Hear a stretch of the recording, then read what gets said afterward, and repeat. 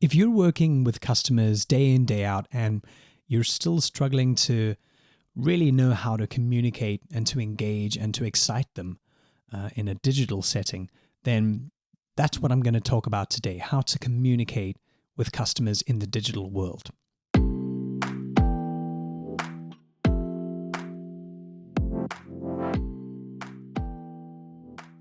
Hey, welcome back to The Humble Pie.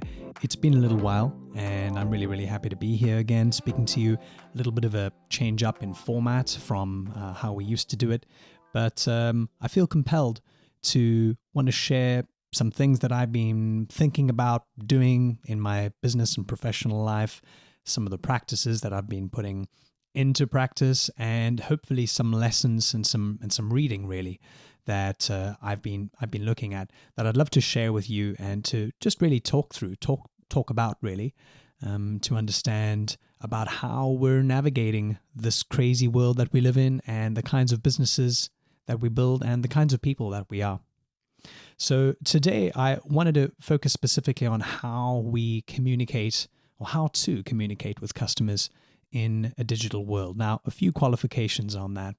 When I say customers, I mean any type of visitor, online user, a subscriber, perhaps a prospect, perhaps somebody who maybe hasn't bought a product or a service from you yet, but anyone who is engaging with you, anyone who makes up the wider audience, really.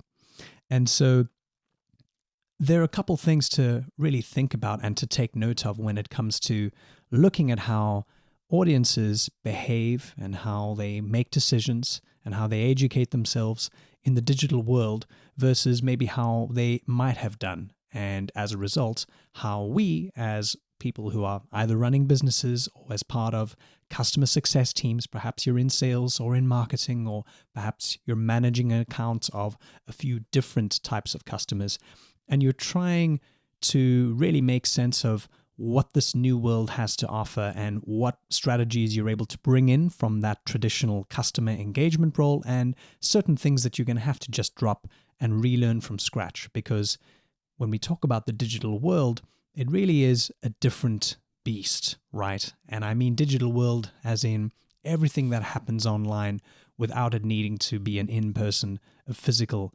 encounter. And more every day, that is just how things work. That is how the world is turning. So it's worth taking stock about the kinds of things that maybe we used to do as traditional sales, customer success people, founders, entrepreneurs, professionals trying to communicate with clients and users and subscribers, and what might have worked then and what maybe doesn't work so well anymore. And I also want to leave you with a couple sort of ideas or some things to put into practice about what the essential digital communication skills are going to be for the future and how you can get ahead of that curve in essentially putting that into practice right away. So the first, I suppose, big thing to think about and to take stock of is the fact that in this new world, in the way that audiences are educating themselves, taking in information, understanding things about their own behavior, about the things that they would like to either improve or challenges they'd like to solve, is that really they're not looking for products anymore or services or standalone packaged little neat things that they can buy from you. And essentially they pay $200 or $2,000 or whatever it might be, and they've got it, they put it in their cart and they go home happy. It doesn't work like that anymore, because inherently products are things that you can't customize, or at least can't customize too far. And the reason why that matters is because modern customers who are savvy, who are curious, who require more social proof, it's a different ballgame for them, because the sort of standard, or the bar, if you like, has really been set by the kinds of companies, the kinds of services who are willing to go further, to offer customized solutions, to change how they work so that they can be even more customer-centric. Now, customer-centric is also something that I think has become a bit of a perverse term, because anyone who sells a product is calling themselves customer-centric, but that really is anything but.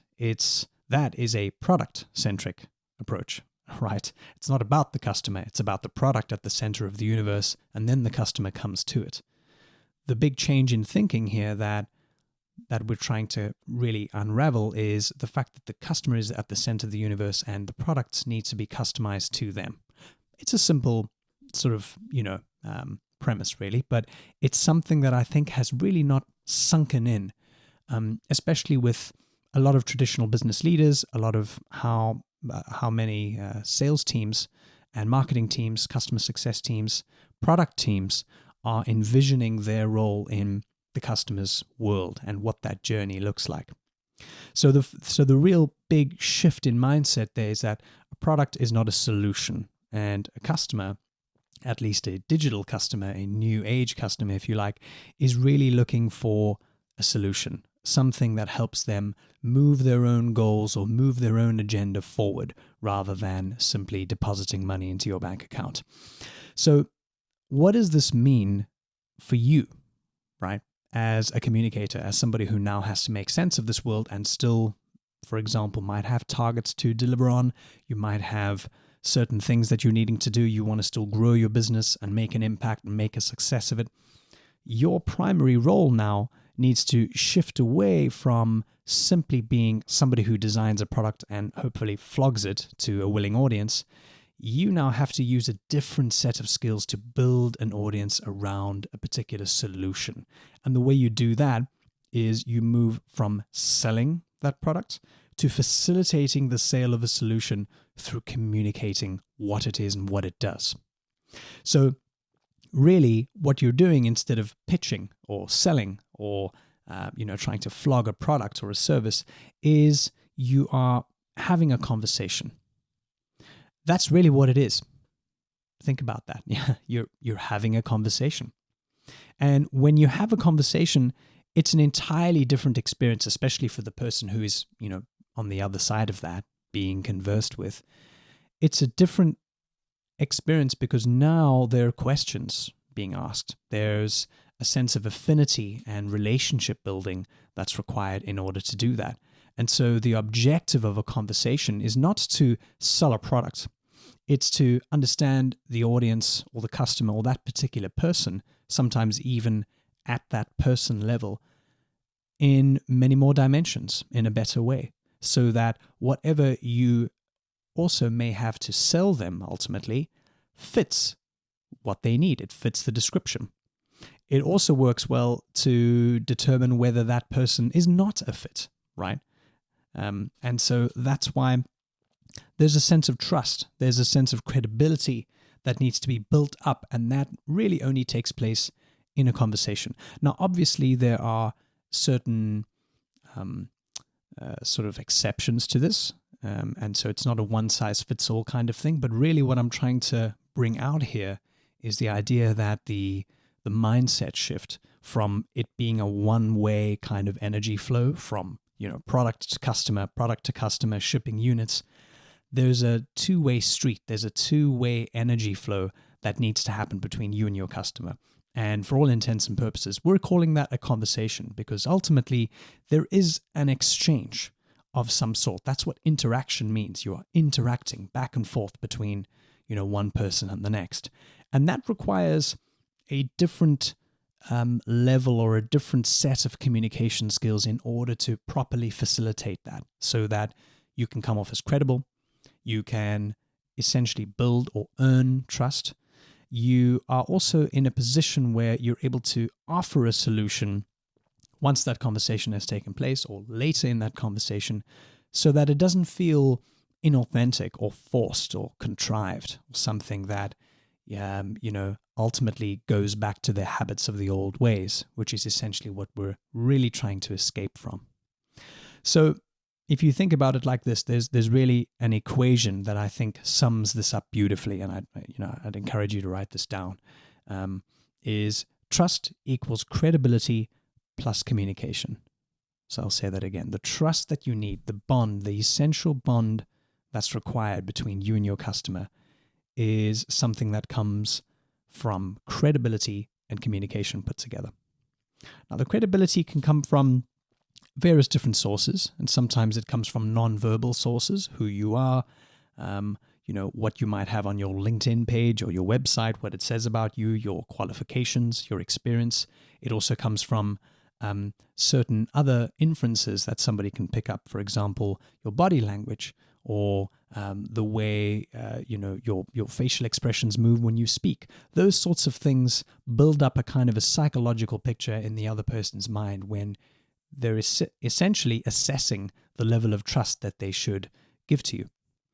Now, the other side of the equation is about communication. So let's look at let's say the 5 areas really of essential communication skills, or affinities, if you like, habits, if you like, that I think go into making a very effective digital communicator, and ultimately somebody who is going to be really willing and able to grow a business through having conversations, having authentic conversations with clients, and allowing them to sell solutions that work. The first real kind of habit or skill set, if you like, is understanding and knowing your audience, knowing who you're speaking to and who you're speaking with.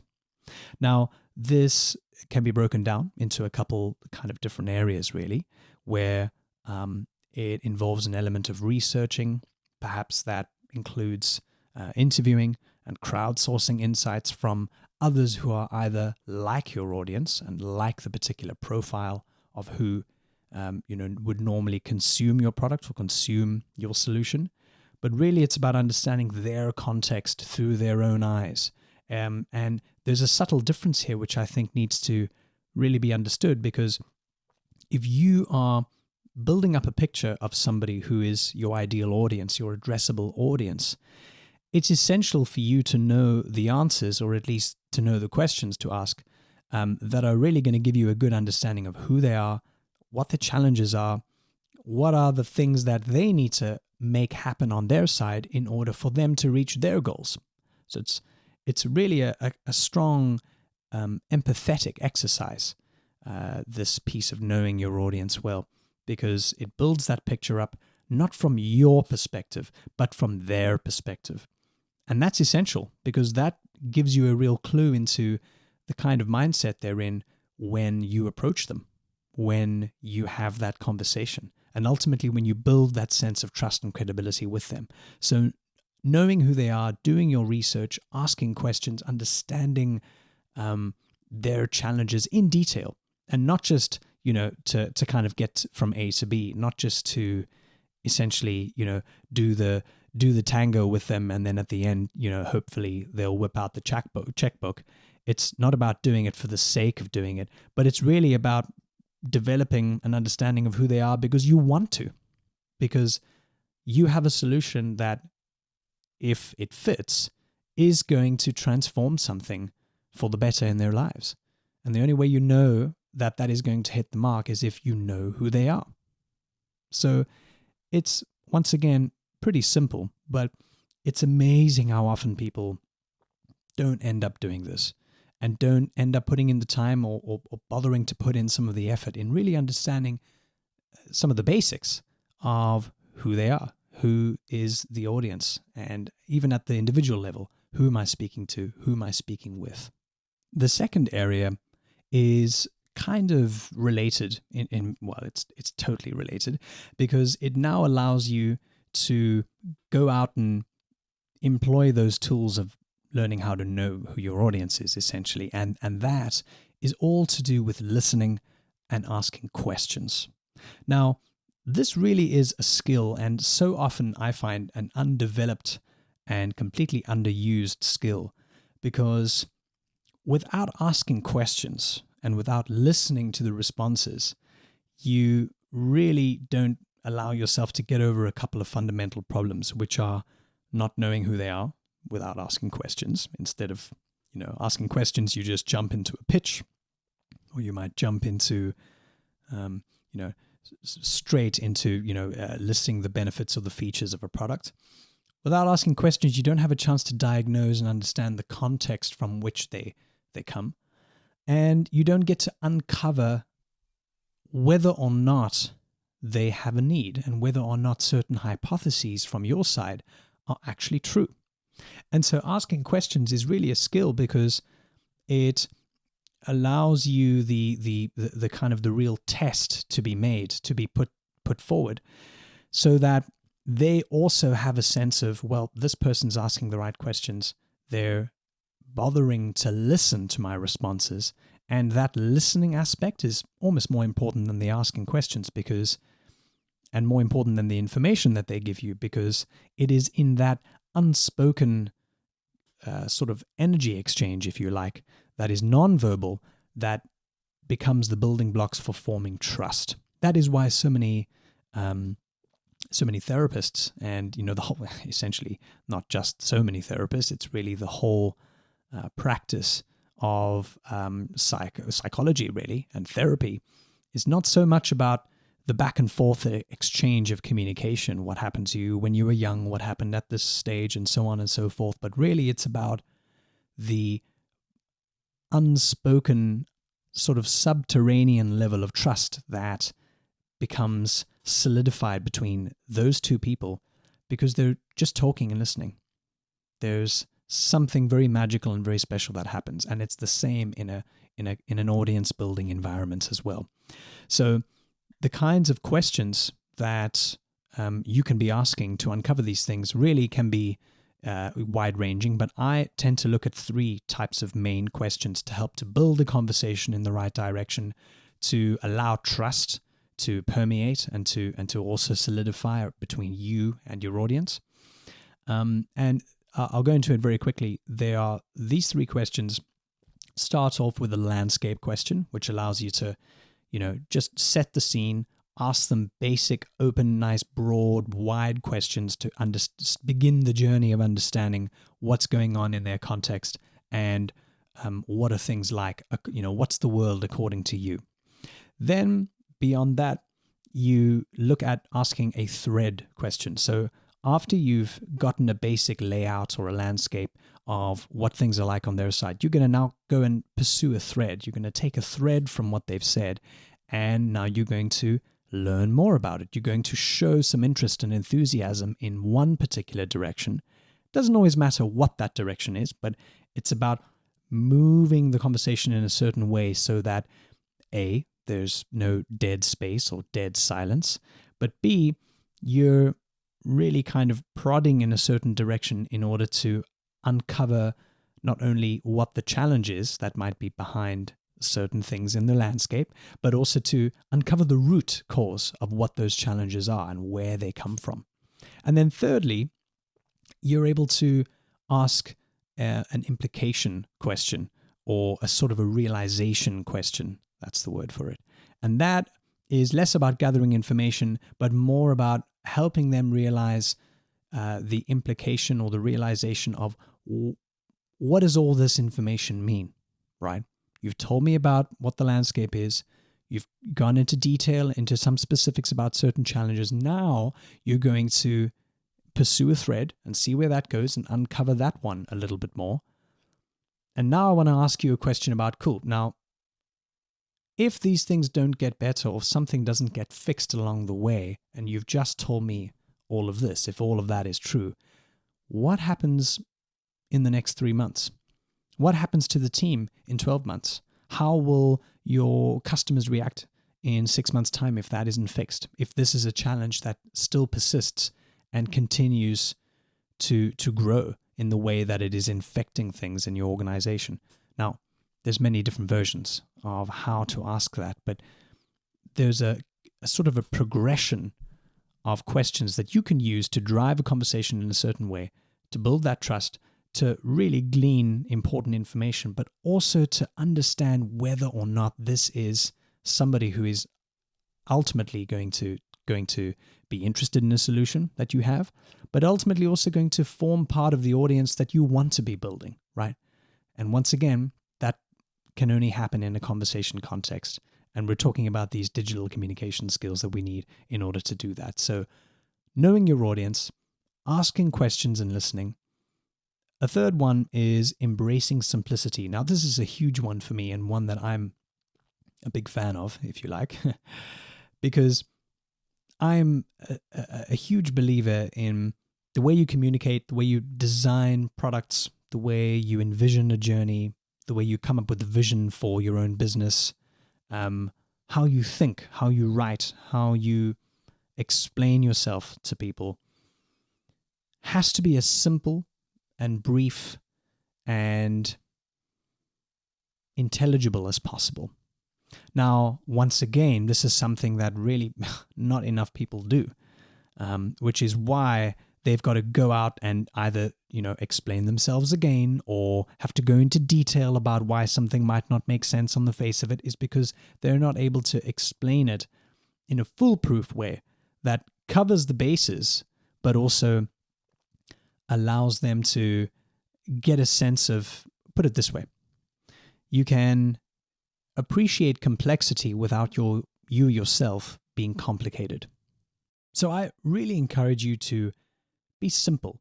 Don't cloud things and overdo it with details and numbers and the kinds of things that are either going to bore people or put them off continuing to speak to you, or, kind of distract them from their journey with the kinds of things that aren't essential to what they need to know in order to move forward. There's a real kind of grace and an elegance in being simple and allowing the benefits to speak for themselves, if you like, and also for the space that gets created around being simple so that a customer can help to, or an audience can really, inhabit that space that you create for them, instead of, peppering them with too much detail that ultimately probably isn't that necessary or isn't all that important. So simplicity as a skill, simplicity in knowing where to employ that kind of, simple way of looking at things, simple way of explaining, simple way of looking at the world is, I think, really going to set a lot of people apart in the coming years when it comes to how to engage and interact and excite audiences in a purely digital context.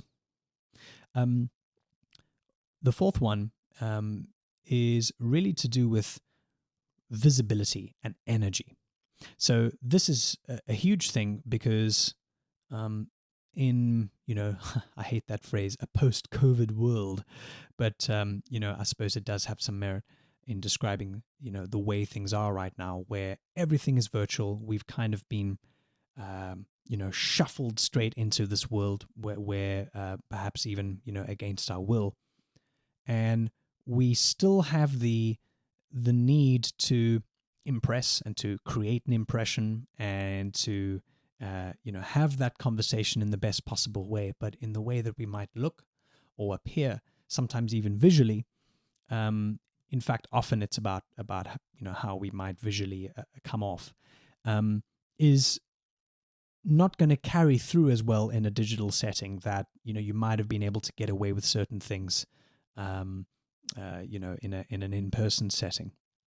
And of course, there's examples to the contrary as well of how this works. But the real point I'm trying to make here is that if you can master the art of being able to generate and channel the kind of energy, especially visual energy, how you look, how you appear, how your body language appears, and how that then allows the audience to participate and to feel that energy and to really get involved in the conversation that you're having, that is going to be so absolutely essential in creating the rapport that needs to exist between you and your audience. You have to essentially be the energy that you want to see. You've got to, if you want to be able to, have the hype and the rah rah rah on a video call, or how you come off in a piece of video content, or perhaps when you're speaking to clients, on a review session, then you've got to be able to bring the energy you want in that session into the call, essentially, into that environment. It has to come from you. It can't, be dependent on from the audience's side, because firstly, they're the customers. You are the one who needs to set the tone. You got to set the bar for what the quality of the experience is going to be like. That has to come from you. So if you're able to channel that energy and get into the mindset and the sort of the enthusiastic space, if you like, of what that all looks like, then I think that's going to set you apart from how other people are going to build audiences. They're going to build it much more slowly. The energy and the level of enthusiasm is going to be lower, and it's going to tell on the bottom line. It's going to be something that I think makes a dramatic impact on the organization in the long run. And that brings me to the fifth and final sort of essential digital communication skill here, which is being able to be comfortable and work with the format that we have in the digital format. So once again, not only does this cover your body language, how you speak, how you address, your eye contact, those sorts of things, but it also covers your average level of comfort with setting an agenda, with how to handle the flow of information when you're speaking to someone in a digital setting during a conversation, how comfortable you are on video calls, on a podcast, and how you're able to use the elements of what I call digital storytelling to create that sense of rapport, to tell people what they need to know, to do it simply, to ask the right questions, to show empathy, to be able to radiate the level of energy that you'd like to see, and to also get what you need to know in order to know the audience in a better way. And so I have a course that covers all of this in a lot of detail in helping professionals, customer-facing professionals, to really get better at how they present and engage online audiences. It's called Digital Storytelling. There's a link in the show notes or in the description if you'd like to learn more about that. I'm really excited about it. I've had some really, really good responses so far as I've just recently launched it from students. So I'm very excited about that, and I know that it's something that brings a lot of value. So I really hope that this has been a useful little journey through what navigating the sort of digital world of communicating with audiences and customers is going to be like, and some of those elements that is worth paying attention to when it comes to improving the way that you build trust and credibility and how you communicate directly with clients, with audiences, with your users, with subscribers. So I look forward to speaking to you again next time on The Humble Pie.